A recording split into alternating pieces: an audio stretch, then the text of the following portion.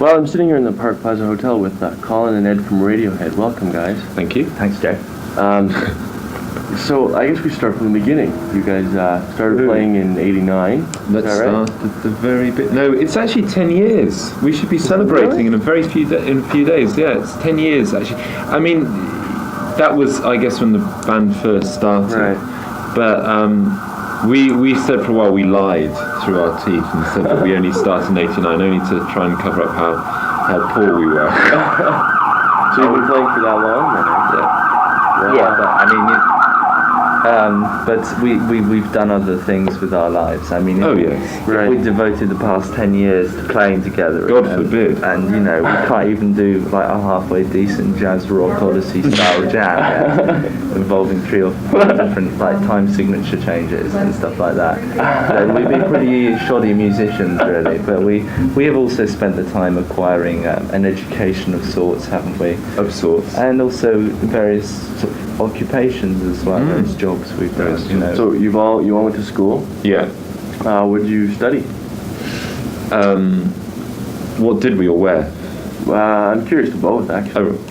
Well, we were all at school outside Oxford, and then when you're 18 we all went off to college, and I went off to Manchester University and studied politics. I went to Cambridge University and studied English literature. Wow. Peterhouse, Cambridge, and Tom, the singer, went to Exeter and studied literature and fine art. And Phil went to Liverpool Polytechnic and studied drama and history. And my younger brother Johnny went to study music and psychology at Oxford. So you guys were all over the place? Yeah. All over the shop.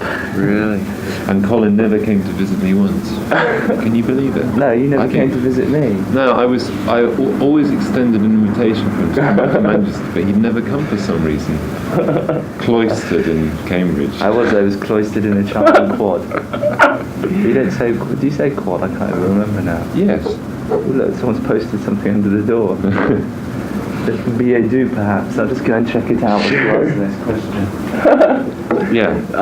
You were saying many odd jobs. Anything really interesting of note? I worked as a photographer's assistant, and one of the assignments, he was a freelance photographer. It was a pretty, can I say shitty? Mm-hmm. Pretty shitty job. And and one of the things is when Andrew and Fergie got married in 86? Yeah, 86.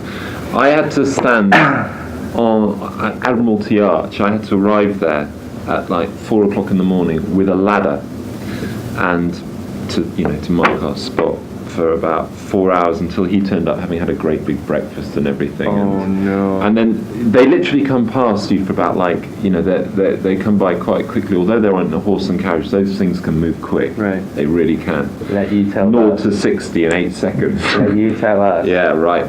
And so they went to the cathedral and back, and it was all done in 15 seconds each time, and then running down to the lab and stuff like that. And that was it wasn't a shitty job. No, it wasn't a shitty job. It was just the photographer I worked with. Job. What was that? Picking rubbish off the perimeter of fence of a waste disposal site. No way. Quite a change from what you're doing now. Yeah. No, it is. It's completely different. No, there aren't any similarities I could think of. No.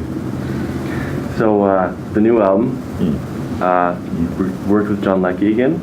Well, The first time. First time, that's right. But people, that's right, because you've had the Iron Lung. Right. And they were all songs recorded at the same time. Right. How did that go?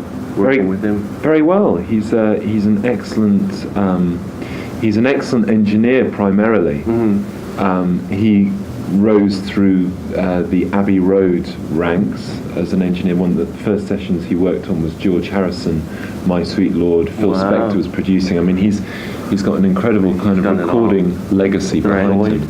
The Floyd. He actually worked on Dark Side of the Moon, but for some reason was replaced, and he never got a credit. So I think he was a bit. But he worked with Plastic Ono Band, and he's an excellent. How did you find I guess the control struggle between, say, producer and artist, or like different opinions and things? How did that go across?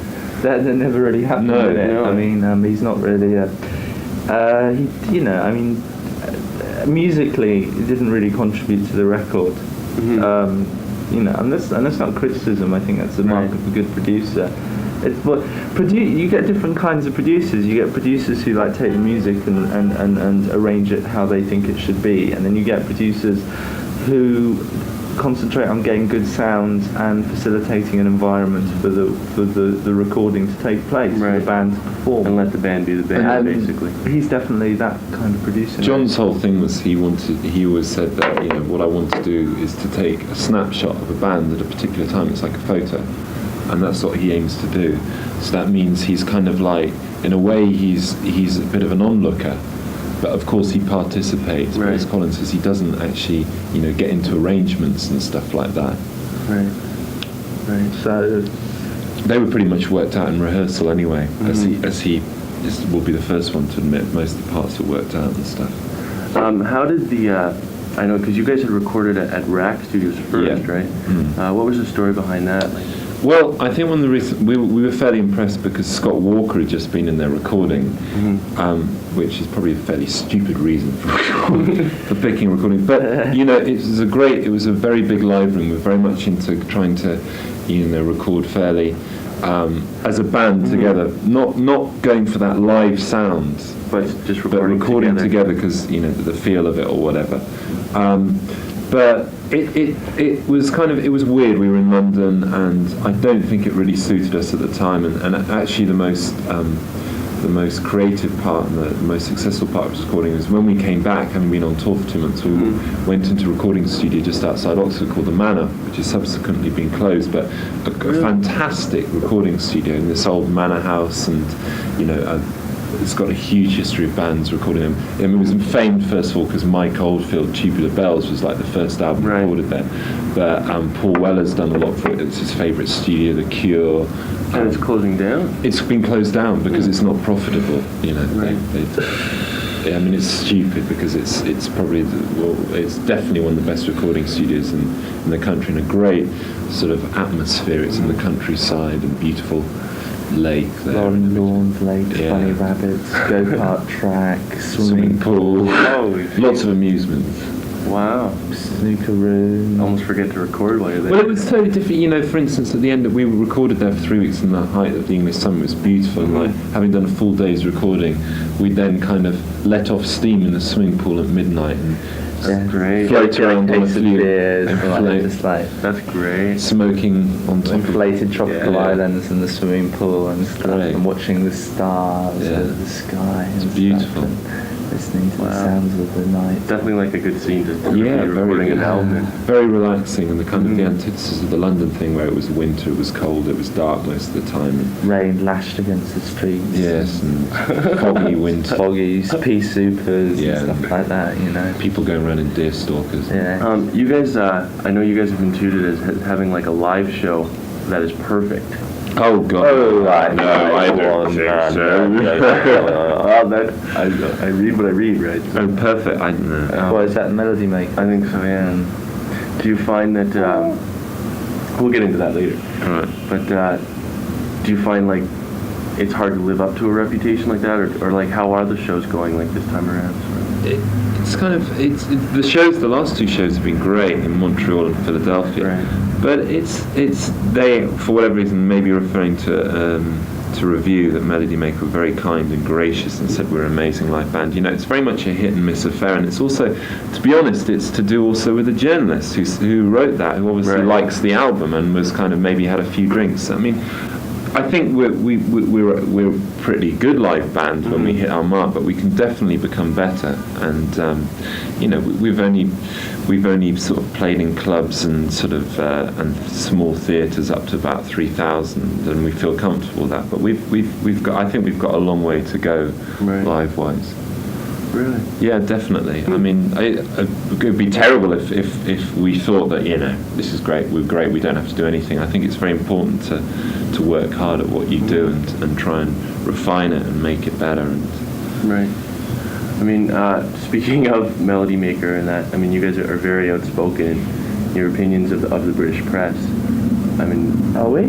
as far as I knew. I mean, as far as the things I've read. No, I'm not. Oh yeah, just as far as like the reviews I've read, I think it was mostly Tom saying things like just that you know, like the press, like you really couldn't care for it, or if you were in the spotlight, or it might even be best for you if you never were touted as the best new thing. Yeah, I'd agree with all of that. I mean, that doesn't mean like it's a criticism of the press, of the Right. UK press, and I wouldn't want to get into that. But I think we were very fortunate not to have as much publicity when we started as other bands had, like Suede and people. You know. Right. I think it's a shame that a lot of bands aren't allowed to evolve, you know. Yeah. And it's very, very important. There's this pressure on that. You didn't seem to get, like, in the late 70s, early 80s, you know, for instance, a band like Elastica, they were, before they had an album out, sort of a year and a half before, they had like a Melody Maker and Enemy front cover. And to their credit, they took their time and realised that they had to bring out a great album because people were immediately ready to knock them. Right. So I think we feel very fortunate that, you know, basically we signed at the end of 91 and we toured 92 and recorded Pablo Honey in 92, but basically it was out of the spotlight, and we were allowed to evolve, allowed to become a better band, and you know, if we'd had that kind of intense scrutiny from the offing, it would have been, I don't think we could have handled it very well. Right. Another thing that I was reading and I wanted to ask about was that you were, I'm not sure what magazine it was, but I read that you're not very fond of, well, not fond, but you're not, I mean, you don't have a lot of friends in other bands. In the sense. I'm not sure, you know, I mean, you have, Like, I just wanted like a clarification of what I was reading. Well, I think it's, you know, different people in the bands have, you know, different. The bottom line is that we all like different kinds of music. Right. So we're not going to like all get together and say that we think Wire are the best thing since sliced bread or whatever. You know, like say Elastica. You know, we don't have sort of a common. A universal overriding aesthetic to the music that we do because we all have such particular tastes. Right.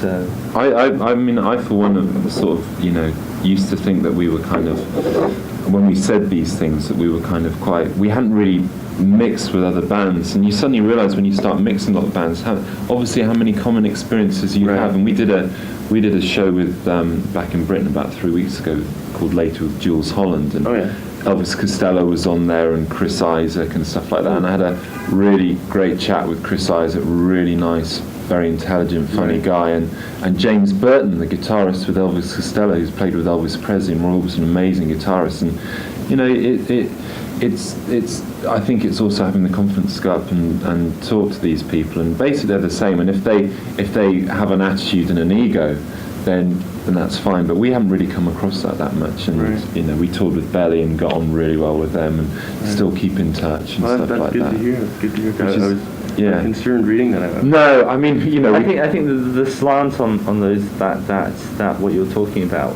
is to do more with London and the scene of music and bands, and we come from London, like Elastica and Suede and Blur and stuff like that. And you know, half the time they're dragged into a scene. It's not entirely they're making themselves. You know, it's a job by the nature of like they're all from London and they all kind of hang out in some place and they know each other. Right. So you know, and we're from, you know, since we don't spend our time there. We spend our time in Oxford. Right. You know, our kind of experiences of London are more similar to someone, you know, bands from Bristol. You know, like we're kind of one step removed from the big city. Right, makes sense. So upon going to the show tonight, what can we expect? You can expect about an hour and 15 minutes of sort of guitars, drums, bass, and vocals. I suppose, with a bit of keyboard, of course. A lot of new stuff. Something new. Yeah, a lot of new stuff. We're playing about eight numbers off the 8 or 9 numbers off the album. And then we play some of Pablo Honey, obviously. Right. Are you still playing Creep Line? Yeah, we are. I mean, you know, we really love that song. It's funny how like... I'm glad to hear that. Yeah, absolutely. A lot of people seem to be surprised that we're playing that, but it was like, who are we kidding? It's a great song. It's been so important. Yeah. You know, it's part of the story. Yeah, it is. You know, speaking of, like, I know you guys said that you often found it a detriment that like the first thing out was your huge Yeah. smash single, you know, and then it was like you didn't have like 2 albums before Yeah. to go, hey, Yeah. this band's all right, Yeah. stuff like that. But no, it's great. You know, it's when you see like last night in Montreal, the audience, they love it. And one of the things you're there to do, apart from, you know, be a selfish thing and play music that you enjoy as a band, is also it's entertainment as well. And if people pay to come and see you, there is an obligation to play. You know, you don't have to play a kind of greatest hits package, but Right. that you should play songs that people want to hear. I mean, I remember going to see REM in like 1989, and they were coming on to do the encores, and this is at Wembley Arena in front of like 12,000 people, and one of the audience shouted up, for Perfect Circle off Murmur, and it's like, yeah, we'll play that, and that kind of taken request, and I think that's really, really cool. That a band, although they hadn't probably rehearsed it, it was a little ramshackle. Right. But it's really cool that they have that they're responsive to what an audience wants. I mean, they've done their That's set, wild, yeah. but they have a space within the set. It's kind of like the request slot, and I think that's really cool. And obviously, they had about 6 or 7 albums to look back on, and anyone could have shouted anything, and obviously, but it's very cool indeed. That's wild. How responsive have the audiences been? Brilliant. Brilliant, yeah. I mean, as you know, Good in America, and I think we were all a bit nervous about how we would be received, since we haven't toured in America for a year and a half. So it's been a long time. But we did, to be fair, we did do 2 or 3 shows in March. Was it March? February, March? This year, Yes. yeah, but they were kind Seattle. of And just in Owen Plaza, which was like an open air thing. in San Francisco. And where did we play on the We East played Coast? in Boston. We did. Yeah, that's right. Yeah. that's right. And they were sort of strange shows. They weren't like proper gigs, but the reception for those were really good. And it's just I think people are prepared to move on, Right. and get into the new music as well as not just us. So. Right. Good stuff. So what's the plans for the future? Well, it looks like we'll be touring pretty much throughout the rest of the year, but we're going to try and get some time in for recording where we can. Is there stuff you've been writing? Yeah, for instance, in Montreal on Sunday we had a day off, but we chose to do some rehearsing that day, playing new material, Wow. trying to work stuff in. So I'm not going to hold my breath and say, we'll get an third album out quickly, but it'd be nice to have an album out quicker than we had between Pablo Honey and the Bends. Right. But just have to wait and see what I don't think we're fully sure of where, what direction we're taking, but there are a few ideas coming through at the moment, and Right. it's kind of a bit early to say what's going to happen, but needless to say, I hope that it's going to be, it's going to be interesting. Yeah. Well, I think thanks a lot. Thanks a Thank lot you. for everything. Pleasure. Thank you.